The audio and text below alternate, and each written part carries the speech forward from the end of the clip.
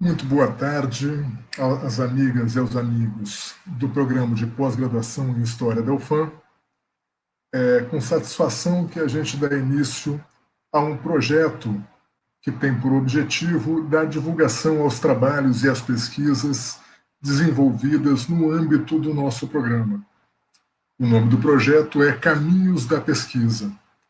Num momento onde a universidade, em especial a pública, mas a universidade de modo geral, onde a ciência e onde a academia vem sendo vítimas de constantes ataques, por meio, inclusive, de meios institucionais, com corte de pesquisa, com corte de verbas, com corte de bolsas, com desrespeito a professores, é fundamental que nós consigamos divulgar o que vem sendo feito dentro dos programas de pós-graduação. É extremamente importante a gente ressaltar que mais de 90% da pesquisa desenvolvida dentro do país é desenvolvida dentro das universidades. E essa produção do conhecimento científico, essa produção acadêmica é fundamental para o desenvolvimento do país. É impossível um país sem ciência. É impossível um país sem conhecimento científico. E o programa de pós-graduação de História há anos vem cumprindo muito bem o seu papel. Criado em 2006, desde então vem apresentando anualmente um conjunto de pesquisas que vem contribuindo de forma muito significativa para a historiografia amazonense brasileira e mundial. Todo ano, teses e dissertações vêm sendo colocadas e defendidas no nosso programa, que já avoluma um total de mais de 150 trabalhos defendidos. É um número bastante importante, é um número bastante significativo. Estão de parabéns todos os egressos, todos os alunos, todos os professores e todos os servidores que passaram pelo nosso programa. Então, no dia de hoje, nós temos a primeira edição desse projeto, Caminhos da Pesquisa, com a Isabel Saraiva Silva. A Isabel vem desenvolvendo uma pesquisa, ela defendeu um mestrado na UFAM, com a professora Maria Luísa Ugarte Pinheiro, e agora vem desenvolvendo uma pesquisa de doutorado, também sendo orientada pela professora Maria Luísa, cujo título é Proletárias do Lar, o trabalho doméstico na cidade de Manaus entre 1920 e 1970. E hoje nós vamos ter, então, o prazer de receber a Isabel. Eu gostaria, antes de passar a palavra para a Isabel, de destacar que toda semana, sempre às terças-feiras, nós teremos a apresentação de uma pesquisa de algum discente. Então, seja de mestrado, seja de doutorado. Para quem não sabe, nós há pouco tempo tivemos o nosso doutorado aberto, já estamos com a segunda turma de doutorado funcionando e matriculada, né? Então, eu passo já a palavra para a Isabel e, após o término da fala da Isabel, as perguntas que forem colocadas nos comentários do Facebook, eu passo para ela, para que a gente possa conhecer um pouquinho mais do seu trabalho. Boa tarde, Isabel, tudo bem? Como é que tu estás? Boa tarde, professor. Boa tarde a todos os colegas que estão assistindo aqui a nossa live. Eu estou bem. Queria começar agradecendo, né, a iniciativa, é muito importante. Nesses tempos de pandemia também ajuda a gente a dar aquele gás na pesquisa. A gente sabe que são tempos atípicos, nossa rotina se modificou bastante. Então, ter que repensar aí os caminhos da sua pesquisa e apresentar para um grupo de colegas é muito importante para a gente continuar nessa caminhada, né? Acredito que todo mundo que esteja assistindo me conhece.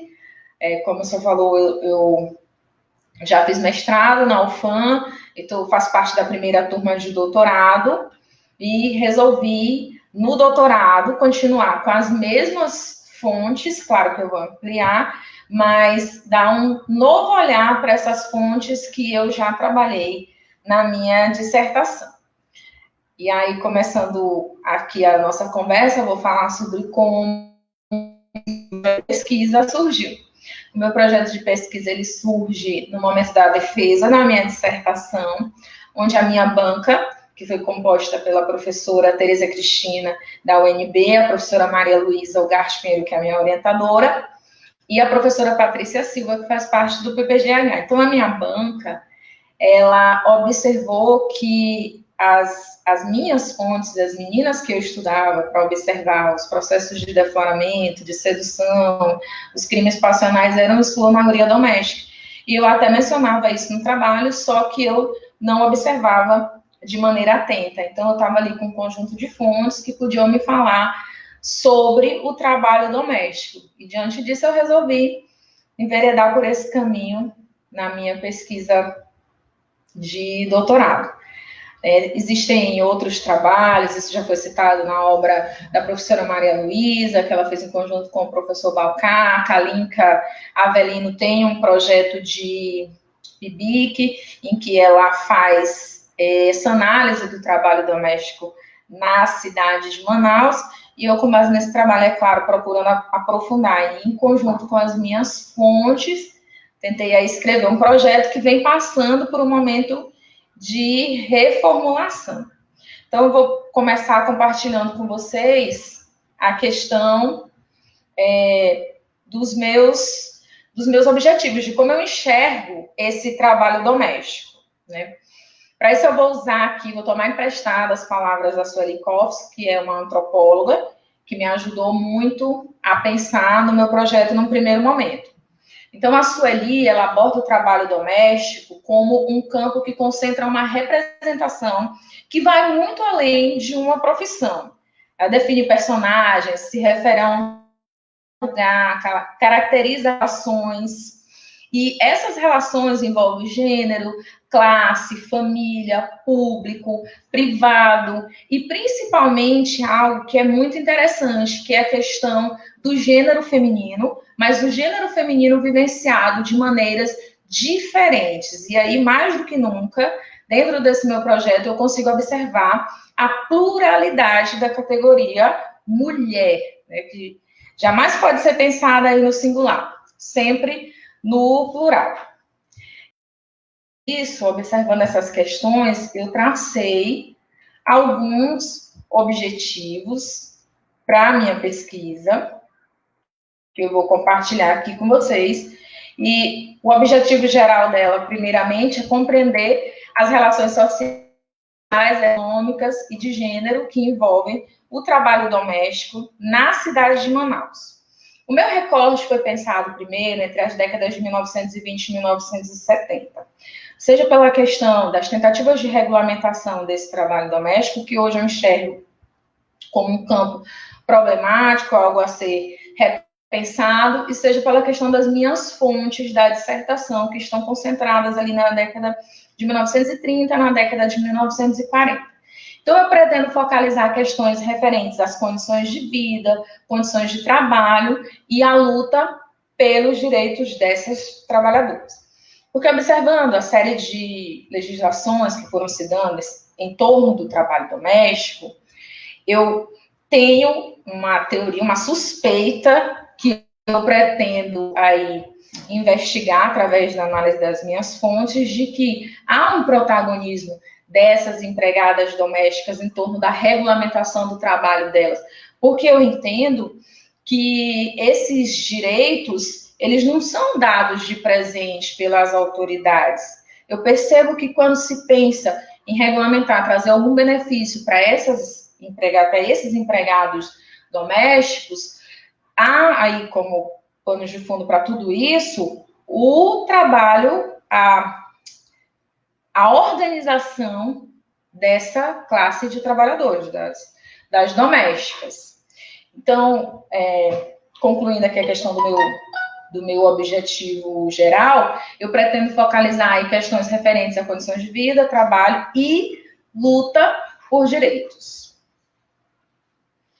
Entre os meus objetivos específicos, eu tenho aqui analisar o intercruzamento no âmbito do trabalho doméstico, de diferenças relacionadas a classes sociais e comportamentos culturais. Pretendo identificar o papel do Estado na questão da marginalização das empregadas domésticas. A gente pode ver, por exemplo, que na época da CLT, quando ela foi colocada, os trabalhadores domésticos, eles foram simplesmente excluídos dessa legislação trabalhista. Então, a exclusão desses trabalhadores também diz muito naquele momento. E analisar o contexto local e nacional da criação de decretos que vão aí tentando regularizar essa profissão do trabalho doméstico. Também queria ressaltar que eu me foco nas mulheres. Eu entendo que o trabalho doméstico não é exclusividade das mulheres, que há muitos homens exercendo essa profissão, mas foi uma escolha minha trabalhar com as mulheres, tanto pelo fato de elas serem maioria, né? A gente sabe que mais de 90% das pessoas que exercem o trabalho doméstico, a composição aí é de mulheres, né? E aí vão aparecer outras questões que, através das apresentações, vão me aparecendo, vão me sendo sugeridas, né? Quer ver também a questão de raça, né? Aqui dentro de um conceito histórico, já que não são apenas mulheres, mas uma porcentagem grande, em dados recentes, mais de 70% são mulheres negras, né? Então, isso tudo são questões aí que eu pretendo abordar. Quando eu construí o meu projeto, eu estava numa mentalidade muito ligada à questão da relação do trabalho doméstico com os resquícios da escravidão. Isso aparece muito no meu projeto. Hoje, vendo pesquisas principalmente aí como da Flávia Fernandes, por exemplo, que é da Universidade Federal Fluminense, que atualmente é o grande nome do trabalho doméstico aí no Brasil, eu percebo que isso por si só não explica, que as questões relacionadas aí à precariedade das condições de trabalho doméstico vão muito além desses resquícios da escravidão, estão ligadas a vários fatores que vão se formando nesse período pós-abolição. Enfim, é um campo bastante abrangente.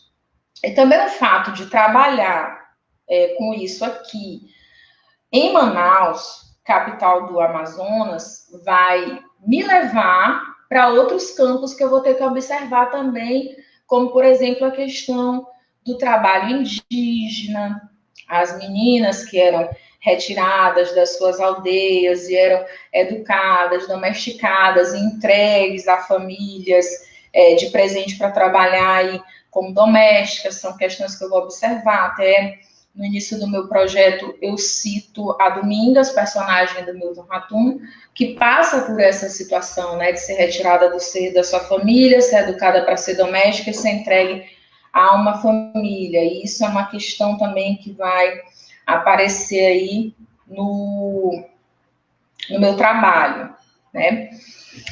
Bem, a minha pesquisa, ela é muito desafiadora.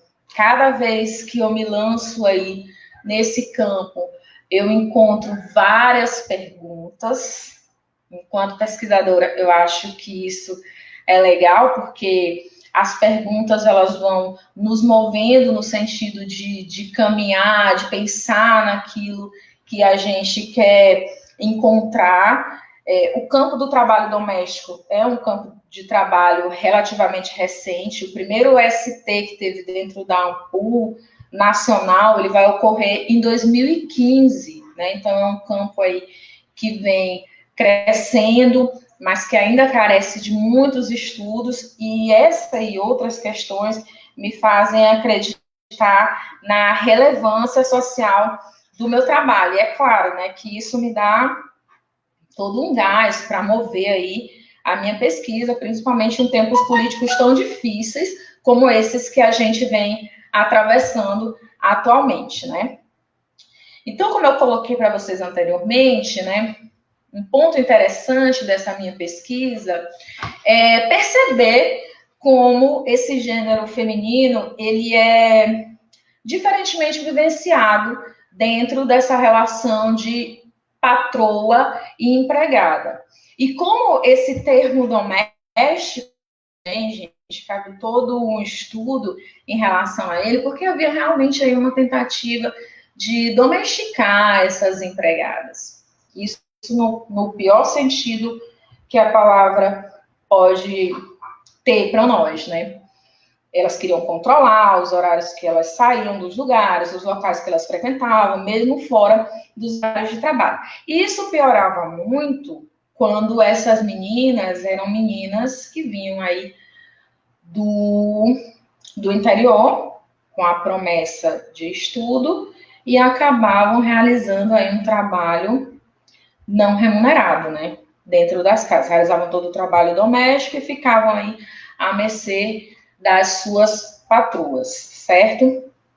Então, eu vou observar aí dentro do meu campo de pesquisa, né?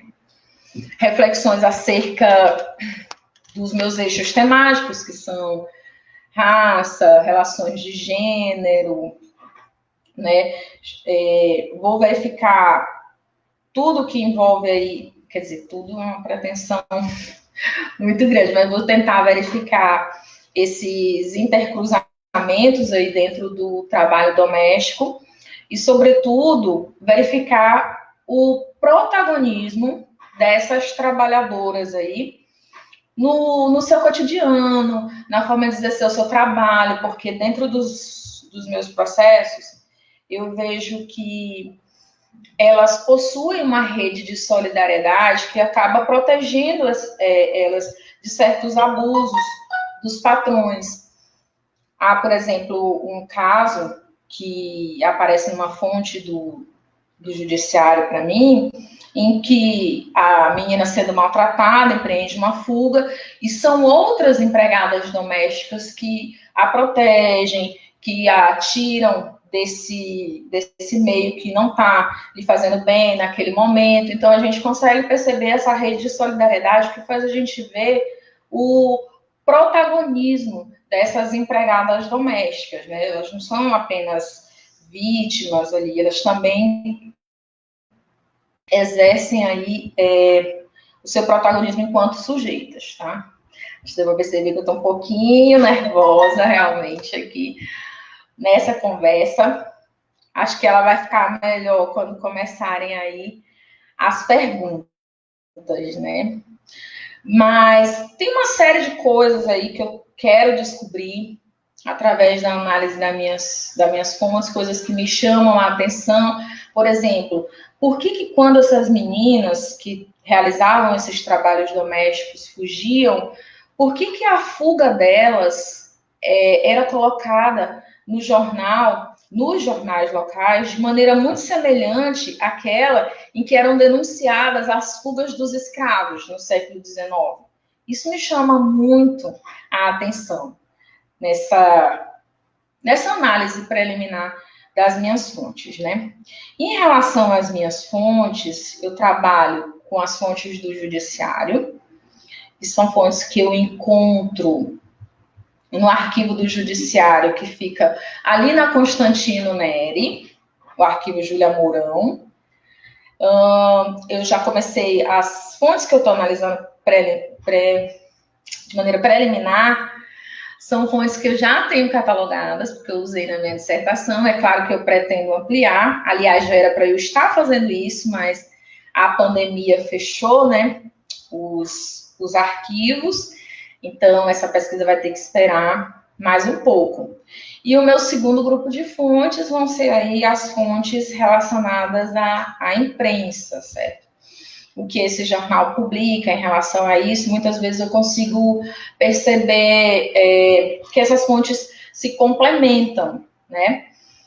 Em relação às fontes do judiciário, são fontes riquíssimas. Ali a gente tem, claro, um conjunto muito grande de vozes, de sujeitos que aparecem ali nessas falas, e através disso, claro, né, levando-se em consideração as peculiaridades dessa fonte, que há um crivo, que se passa ali pela voz do escrivão e tudo, mas essas fontes, elas conseguem me mostrar aspectos do cotidiano que em outras fontes a gente não encontra com a mesma riqueza. É claro que em relação assim, ao trabalho doméstico, eu preciso investigar com bastante cuidado, porque a intenção, pelo menos nos processos que eu tenho de maneira preliminar, não era analisar a profissão delas ou qualquer coisa do gênero, mas o cotidiano, essa relação delas com as patroas, com os patrões, vão aparecendo nesses processos, e é isso que eu vou pretendendo aí analisar, né, esse cotidiano e essas falas que vão aparecendo dentro dessas fontes do judiciário. Os jornais, eu vou continuar com os jornais que eu usei para trabalhar na minha dissertação. É claro que eu pretendo ampliar a quantidade deles, né? E agora também eu tenho outras questões para visualizar, né? São jornais que estão, sobretudo, ali na Biblioteca Pública Estadual do Amazonas.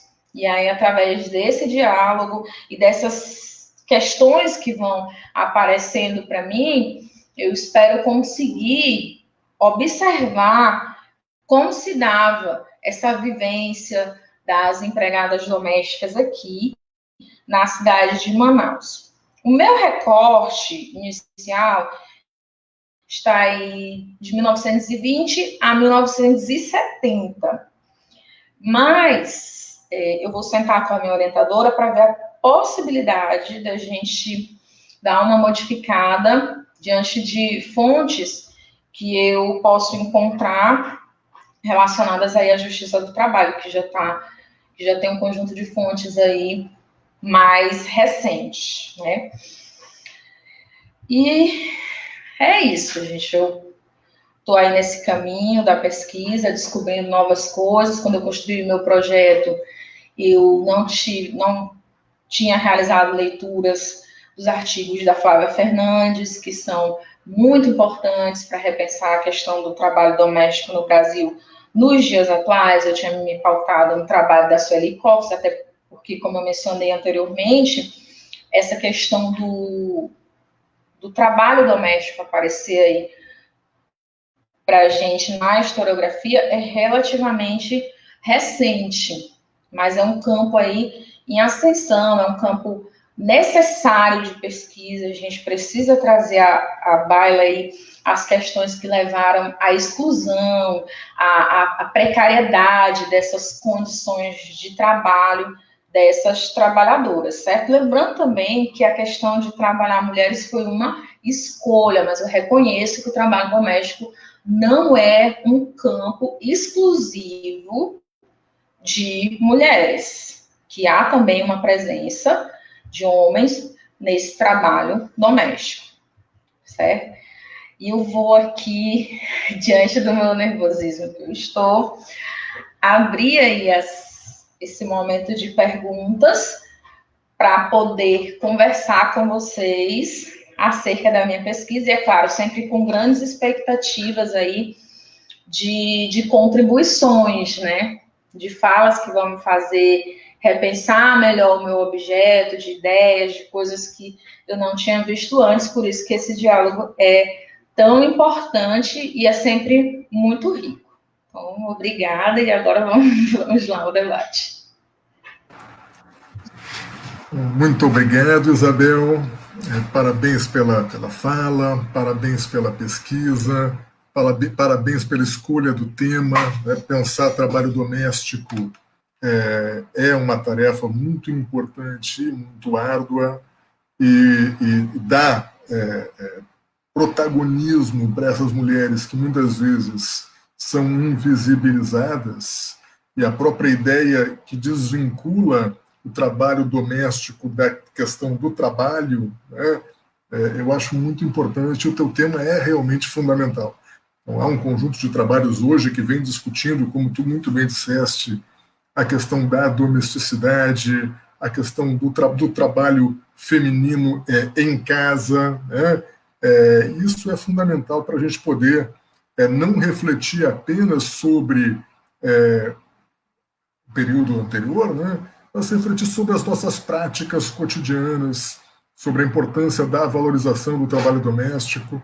Hoje, em tempos de pandemia, nós vimos o quanto essas mulheres e homens, né, mas predominantemente mulheres, sofreram justamente em função da vulnerabilidade a qual elas estão colocadas.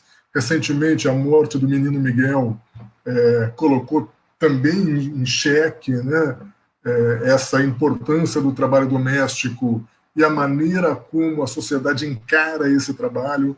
Então, quero parabenizar o teu trabalho pelo tema, pelo objeto, pela importância e pela coragem.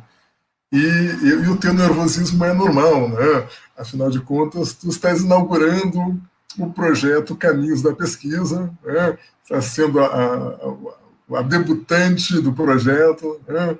Então, te agradeço muito pela coragem, pela oportunidade de poder falar sobre o teu trabalho, né? E falar sobre o que vem sendo desenvolvido no programa. O teu mestrado foi muito bacana e o doutorado também, né?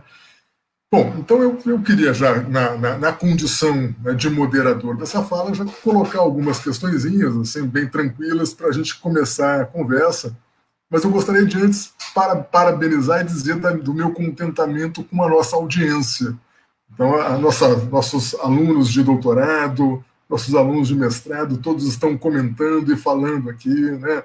A Rafa, a Jenny, a Bárbara, a Ângela, a Daniela, que está no Pará agora, inclusive, fazendo doutorado com a Edilza, a Luciane, alguns que eu não conheço, Risonilde, Marcelino, Valéria, Dulcirene, olha, uma turma grande, a Isabel, né, nossa Virgínia, Jomara, né? Então está uma audiência grande, importante aqui, e é muito bacana ter um monte de gente aqui para conversar com a gente. Bom, então a primeira questão que eu queria te fazer é justamente com relação ao título do projeto, né, e a minha enorme simpatia pela fonte que tu tem trabalhado, que é a fonte do Tribunal de Justiça, né? Então, a fonte judiciária ela tem um conjunto de peculiaridades e um conjunto de desafios, né? Eu, ao longo da minha vida acadêmica, trabalhei bastante com as fontes do judiciário, do Rio Grande do Sul, evidentemente, né? Agora que eu estou começando a trabalhar um pouquinho com o judiciário aqui do Amazonas, mas ainda não da mesma maneira como trabalhava lá. Então, a pergunta vem justamente nessa situação, de pensar os caminhos da pesquisa e que caminhos foram esses que te levaram às fontes do judiciário, que nós sabemos muito bem a dificuldade que é de localizar os processos, de ter acesso aos processos primeiramente, né? Então, muitas vezes, alguns acabam até desistindo de trabalhar com uma fonte que é tão importante, tão valiosa, que traz informações tão ricas para nós historiadores, ricas e surpreendentes, porque num processo do judiciário, tu encontra coisas que são sensacionais, assim, né? Então, fontes ligadas à prova documental, cartas, testemunhos.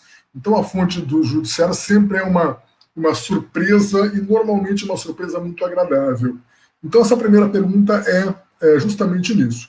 Quais foram os caminhos que te levaram à pesquisa nas fontes do Tribunal de Justiça e quais foram os obstáculos, quais foram as dificuldades e quais foram essas gratas surpresas que tu encontraste ao longo da tua pesquisa?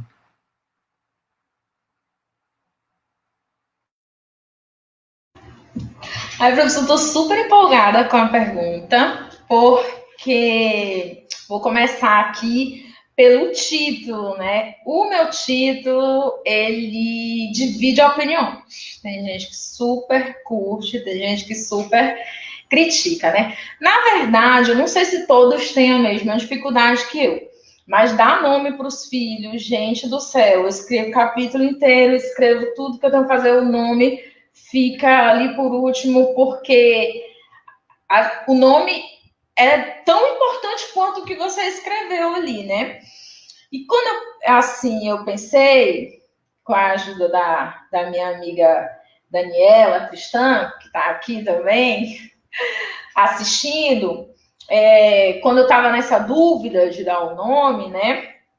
O que eu pensei nessa questão da organização, porque como eu estava, e é claro que hoje eu vejo isso como uma questão que eu tenho que analisar de maneira bastante cuidadosa, mas como eu estava muito ligada à questão dos aparatos jurídicos, né, daqueles passos lentos que as empregadas, os empregados, né, que não são apenas mulheres, vão dando em relação à conquista dos seus direitos, eu pensei assim numa organização delas, né? Que a gente sabe que os direitos, eles não são presentes do Estado para as pessoas, né? Eles são frutos de conquistas das organizações aí dessas classes, embora eu não tivesse tido uma visão clara dessas classes se organizando, mas eu sabia que elas se organizaram em algum momento, né? Porque os direitos, eles nem são dados de graça e, claro, né, não são garantidos para sempre, como a gente consegue ver aí no atual governo, ele fazendo uma caça aí perigosa aos direitos que foram conquistados aí ao longo dos anos, né? Mas foi realmente nesse sentido aí de organização, dessa força de trabalho, de vê-las como uma classe que eu pensei nessas empregadas domésticas como operárias aí. E fiz essa alusão. Agora, esse título, claro, né, que eu estou repensando, como todo o projeto, e que eu espero que amadureça bastante até a minha qualificação. E os caminhos que me levaram às fontes do judiciário, nossa, eu acho isso delicioso, porque aí você tem a Raquel Soyer, que é uma das protagonistas nessa questão das histórias das mulheres aqui no Brasil, né, que traz pra gente os estudos da Michelle Perrot, ajuda a popularizar, né, isso tudo, e a Arlete Farge. Quando eu li sobre essas mulheres, eu tinha um desejo muito grande de estudar as mulheres populares. E quando eu li os textos da Raquel Soyer e da Arlete Farge, eu vi a questão das fontes do judiciário. Aí me deu aquele estalo, caramba, minhas mulheres estão lá no judiciário, eu vou atrás dessas fontes. E até então, eu não tinha tido acesso, não tinha lido nada. E fui atrás dessas fontes. Infelizmente, aqui no Amazonas, claro que isso melhorou. A gente tem até um colega nosso da Ampul, do mestrado, que é o Juarez, que está à frente da questão do arquivo do judiciário. Mas na época que eu estava no mestrado, que é a minha turma de 2014, ainda era um acesso muito restrito, muito difícil. O arquivo não estava organizado. Isso dificulta demais a pesquisa da gente. Porque quando os arquivos estão organizados, e assim, depois do meu mestrado, eu ainda não tive a oportunidade de visitar o arquivo, mas através de conversas com outros pesquisadores, eles me falaram que o arquivo está bem mais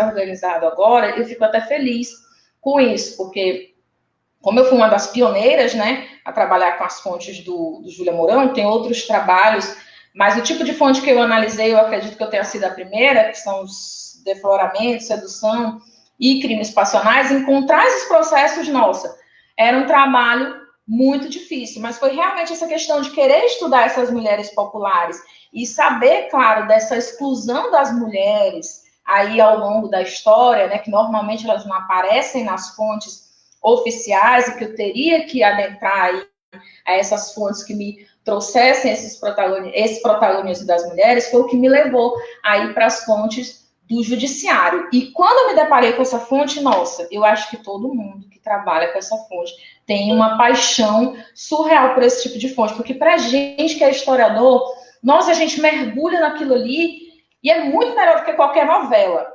É a vida real, são as pessoas, como a Arlete Farge costuma sempre colocar, né? São as pessoas pegas de surpresa, flashes do seu cotidiano. Claro, né, que considerando ali que a questão do escrivão, que está ali, né, que pode realizar uma alteração ou outra na fala, né, dos depoentes e tudo, mesmo levando-se em consideração aí todas as peculiaridades da fonte, são várias vozes, são vários sujeitos. Então, são fontes deliciosas e fontes riquíssimas, como a Arlete Farge costuma dizer numa frase que eu conto para todo mundo que é próximo a mim: para quem estuda a história das mulheres, é um maná, é um presente. E foi assim, eu espero ter respondido. Com certeza. Vamos aí para as Tem várias questões aqui, as pessoas estão perguntando bastante. A Bárbara diz que está nervosa já. A Bárbara vai ser a próxima vítima do Caminhos da Pesquisa. Na próxima terça-feira, a pesquisa da Bárbara. No finalzinho eu falo o tema dela aqui. Então, as questões aqui que estão sendo colocadas são, primeiro, muitos parabéns, né? A Gabriela dá o parabéns pela pesquisa, e a Rafa, que eu quero agradecer muito a Rafa, que a Rafa e a Tamile, que são as representantes discentes, auxiliaram muito na organização desse projeto, junto com todos os discentes, primeiramente da primeira turma de doutorado, todos se dispuseram a participar. Então vai ser muito bacana. Agradeço a Rafa pela ajuda, a grande ajuda. Aliás, o título foi invenção da Rafa, tá? O título do projeto. Então vamos lá. O que a Rafa pergunta? Bel, para essas mulheres trabalharem em algum momento, tinha que ter autorização de pais ou marido? Isso aparece nas fontes? E se tem nas fontes um questionamento da natureza moral das mulheres no trabalho? Eu vou juntar mais umas 2 ou 3 perguntas para tu responder todas de uma vez só, tá? A Geise está lá no Rio fazendo o mestrado dela, né? Também oriunda aqui da UFAM, né? Então, um abraço para a Geise. Então, ela pergunta, Isabel, parabéns pela pesquisa, em primeiro lugar. Você falou do trabalho da Flávia, que é referência nesse assunto. Interessante que a Flávia vem trabalhando com as questões de raça, classe e gênero nas pesquisas dela sobre trabalho doméstico. Eu queria saber mais como aparece a questão racial nas suas fontes. Você consegue fotos? Elas falam abertamente sobre a cor das trabalhadoras? Se você puder falar um pouco disso, seria maneiro. E o James te dá os parabéns pela apresentação e pergunta como tu chegou a este recorte temporal. Tá? Então vamos começar pela Rafa, pela Geise e pelo James.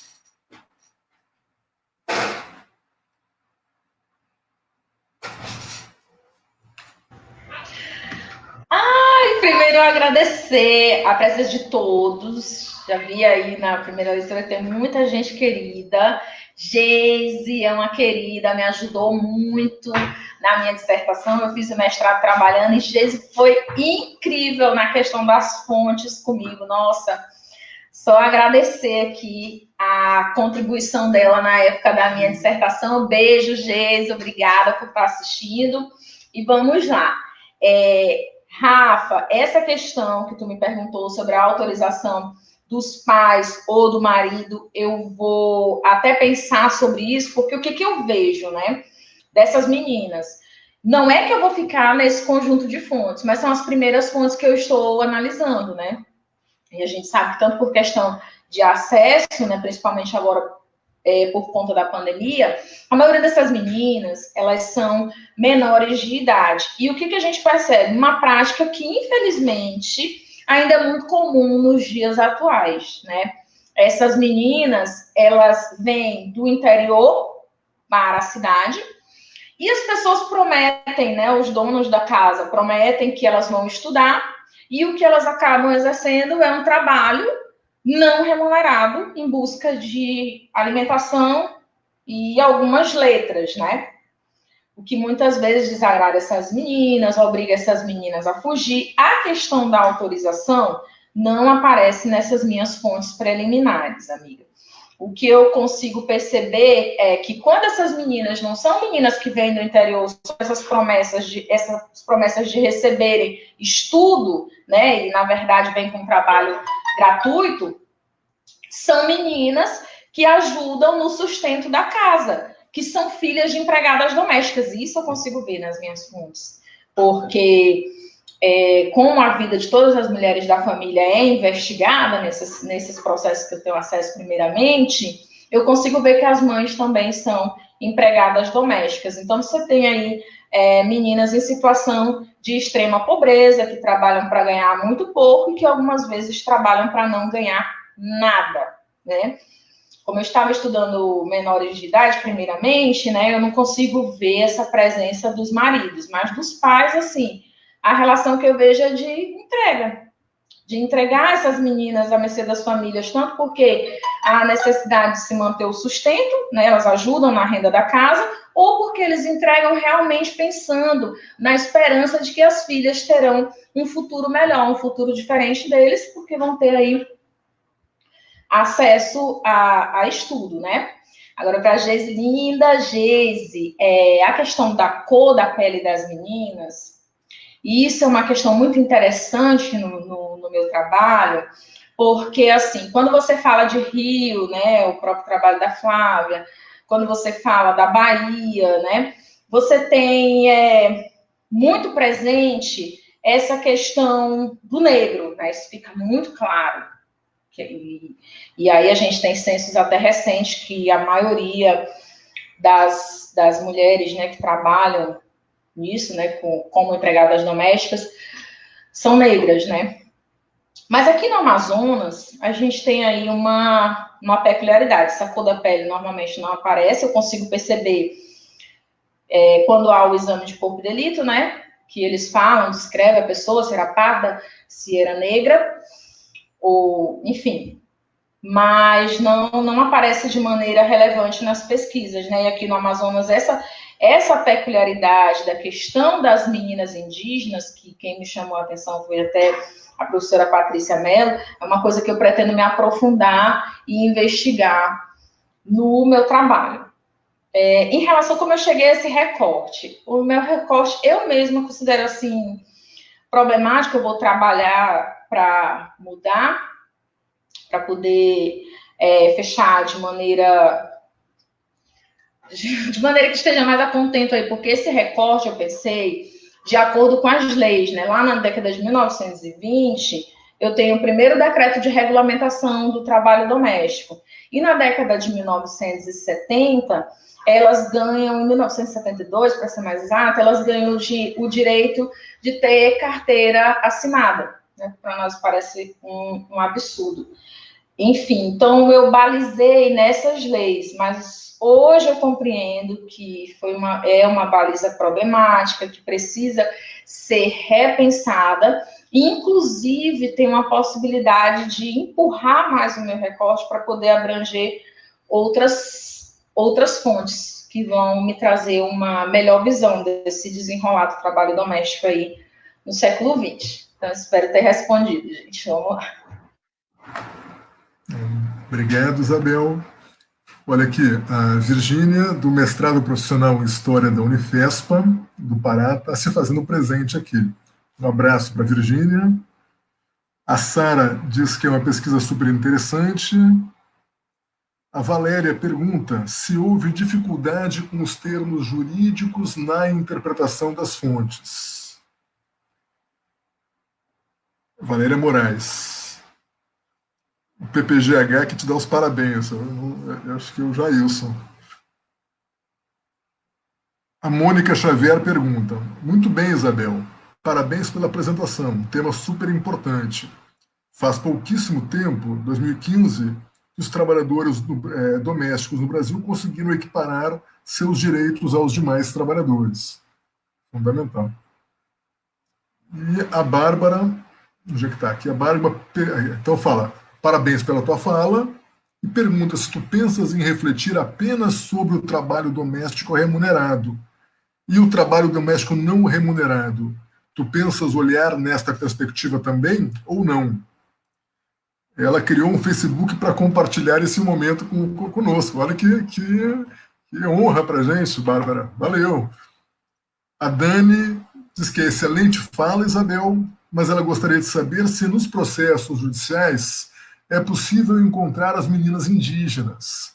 Você encontrou processos de qual período? Ah, a Geise está no doutorado, é verdade. Desculpa, Geise, me enganei aqui.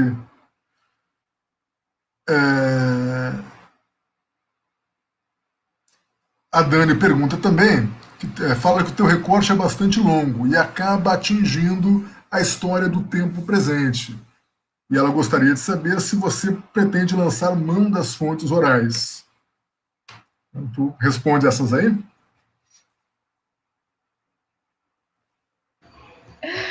Ai, um abraço. Muita gente querida assistindo a live. É muito legal, em tempos assim de pandemia, a gente sentir esse calor gostoso aí dos amigos. Dani, Virgínia, que está aí dando os primeiros passos no mestrado. Desejo muito sucesso para ela, minha amiga de longa data, Dani, minha companheira do mestrado, que vai qualificar agora nos próximos dias. Então, vamos lá, né, as perguntas. Em relação aos termos jurídicos, eu sempre conto com a assessoria de uma amiga, que é formada em Direito, que é a Sara.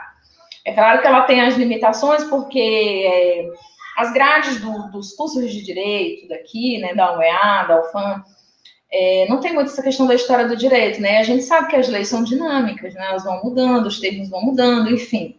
Mas eu sempre conto com a assessoria dessa minha amiga, Sara dos Santos, que é formada em Direito, que eu sempre recorro, peço socorro, né? E claro também que, normalmente, quando se tratam de leis, assim, que já são bastante estudadas, eu recorro aos artigos de pessoas que analisam essas leis, e isso me ajuda bastante, tanto no campo do direito, quanto na sociologia, enfim. Mas, realmente, é um desafio para a gente que é de história.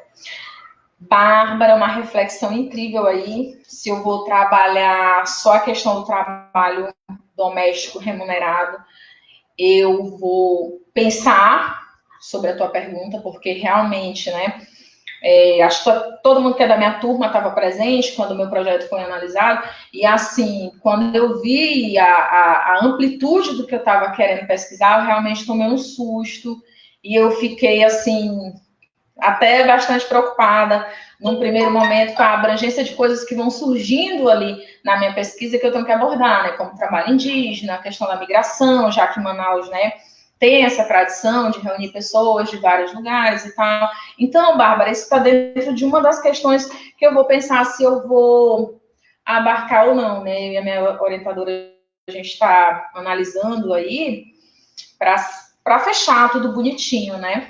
Mas muito obrigada. Mais uma coisa para pensar. Eu acho que isso é que é o gostoso, né, desses diálogos, porque as pessoas vão trazendo perguntas que vão fazendo a gente pensar. Já muitas obras, assim, que eu tive acesso, foram sugestões dadas nessas apresentações, e acho isso muito importante. Dani, minha amiga querida, tá na UFPA. Dani, essas meninas indígenas, assim, vou te confessar que a primeira observação que eu fiz sobre o trabalho dessas meninas foi na obra do Ratum, né? A personagem Domingas, que é bastante significativa, né? E aí a gente sabe, é literatura, mas a gente sabe que isso não é criado do nada, né? Que traz essa vivência do autor, enfim, essa relação entre história e literatura já é algo bastante consolidado aí na academia. Nos meus processos, né? Eles, como a questão é outra, eles se focam em observar outras questões, eles não tratam, essa menina é negra, essa menina é indígena, essa menina é isso, né? A gente consegue observar, estudando aí minuciosamente, porque há algumas deixas para isso, né? Por exemplo, o exame que era realizado nas meninas, né? Ele fala da cor da pele, fala da estatura, algumas coisas que levam a gente a ter algumas pistas de quem são essas meninas, mas diretamente não. Mas a existência da Domingas e, enfim, a experiência da professora Patrícia Mello, né, que já tem aí longos anos de pesquisa em história do Amazonas, me fizeram ver que eu tenho que voltar aí o meu olhar para a questão dessas meninas, da forte presença dessas meninas indígenas, porque existiam até escolas, né, próprias para ensinar as prendas domésticas para essas meninas e logo depois entregá-las aí a famílias influentes na cidade de Manaus. E é isso, gente. Vamos ali para a próxima rodada. Vamos aqui. Então, o Resonilde te dá os parabéns. Diz que é muito interessante a temática.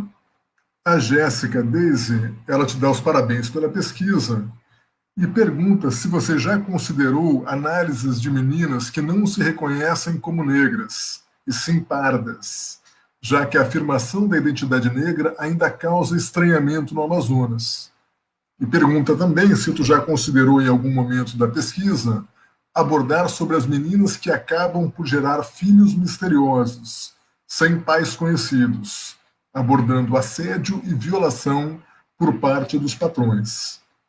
E a Suena diz que na pesquisa dela, que é sobre migração, aparece também a questão do trabalho doméstico de meninas entre 11 e 16 anos, que vão para Manaus, e em alguns casos em Belém, em busca de estudos que acabam trabalhando na casa de tios ou conhecidos.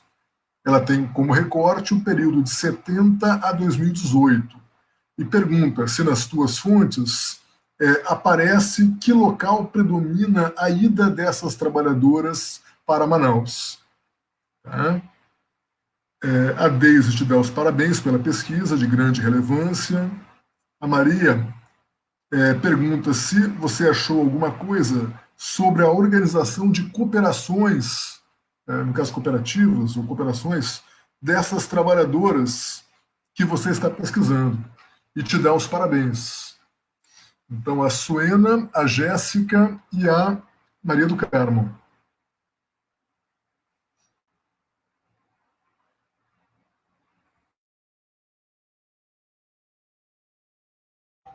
Mais uma vez, assim, queria ressaltar que é um prazer. Tanta gente querida aqui compartilhando esse momento. Eu esqueci de responder sobre a história oral que a Dani fez no bloco passado, então vou começar falando sobre isso. Como eu ainda vou fechar direitinho o meu recorte, né? Ter uma conversa com a minha orientadora e a gente vai analisar como vai ficar. Eu não sei, né? Num primeiro momento, eu não pretendo, porque assim, como o trabalho doméstico e através das próprias perguntas isso fica bem claro para a gente, né? É uma questão bastante abrangente. Você tem questões relacionadas à violência, né? Enfim, várias coisas aí a serem abordadas, né? Porque, infelizmente, o trabalho doméstico está muito relacionado também à violência sexual, né? A própria história da Domingas traz um pouco disso pra gente, né? Ninguém sabe quem é o pai do filho que ela tem, né? Na história do Ratum. E como eu falei, né? Essas histórias não são tiradas do nada, elas aparecem aí das vivências das pessoas. Então, no primeiro momento, eu não sei se vou enveredar por esse tipo de fonte, né? As fontes orais, mas também não descarto a possibilidade. Em relação às cooperativas, gente, meu sonho é encontrar alguma coisa sobre essas cooperativas, meu sonho. Porque, como eu já compartilhei aqui com vocês, né, eu sei que elas se organizavam, porque a partir do momento que você tem aí essas leis que trazem benefícios, embora sejam benefícios aí longe do ideal, mas eu consigo perceber que há o protagonismo dessas empregadas domésticas, que está aí um momento de busca, né, por essas respostas. De onde vêm essas meninas aqui? No período que eu estudei aqui da cidade de Manaus, elas vêm do interior do Amazonas, de Itacoatiara, de cidades próximas, né, daqui de Manaus e até cidades mais distantes, e incrivelmente, ou não tão incrivelmente, porque já há um longo histórico de imigração, né, vem da região ali gente, não sou boa de geografia, mas da região ali de Santarém, Óbidos, essa região do Pará, que é mais próxima aqui à capital amazonense. Então, elas vêm principalmente dessas cidades aí aos arredores. Eu encontro muitas meninas de Santarém, por exemplo, nos meus processos. E de outras cidades ali das regiões próximas. Tomara que eu não tenha esquecido de ninguém. Mas se eu não tiver respondido, vamos lá, pergunta de novo, que eu respondo. Desculpa, leva em consideração aí o meu nervosismo. Beleza. Bom, o André, aqui um abração para o André. O André dá os parabéns para o teu trabalho, né? E falando sobre o recorte temporal, ele diz que é um período interessante da história de Manaus, por ser entre os ciclos econômicos da borracha e da Zona Franca. E faz menção ao livro do professor José Aldemir, né, Manaus, cidade doce e dura em excesso, que estuda esse período e justifica o recorte com uma crítica as análises sobre a Amazônia que lançam luz sobre os ciclos econômicos, havendo um hiato. Não apareceu toda a pergunta aqui, André. Então, acho que é. Deixa eu ver. Está comentando, acho que a relação do livro com a tua pesquisa. A Isabel Cristina, tua xará, te dá os parabéns pela pesquisa. Maria Eduarda, tua irmã, também te dá os parabéns pela pesquisa. Olha. Bom, quer comentar a pergunta do André? Que não foi bem uma pergunta.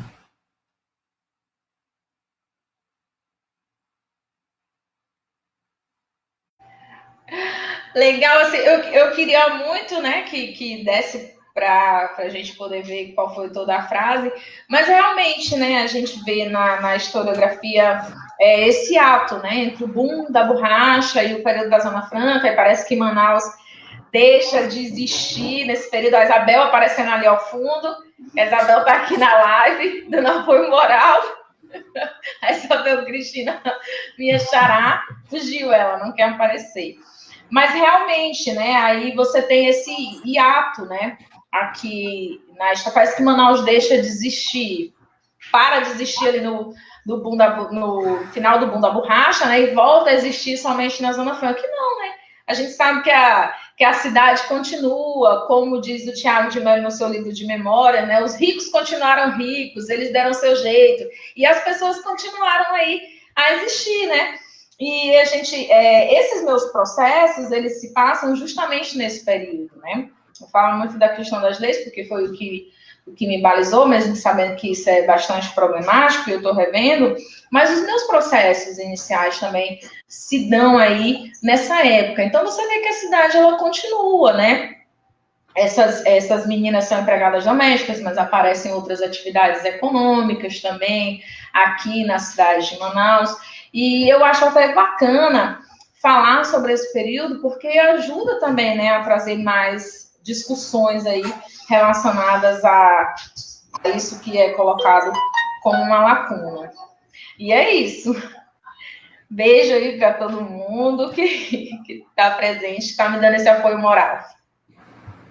Beleza, então nós gostaríamos de agradecer bastante a Isabel por essa fala bastante rica, de uma pesquisa muito promissora e que já vem apresentando frutos importantíssimos. Essa é a primeira edição desse projeto Caminhos da Pesquisa, que é um projeto do Programa de Pós-Graduação em História, que tem por objetivo fundamental da divulgação e da visibilidade para as pesquisas que vêm sendo realizadas no âmbito do programa.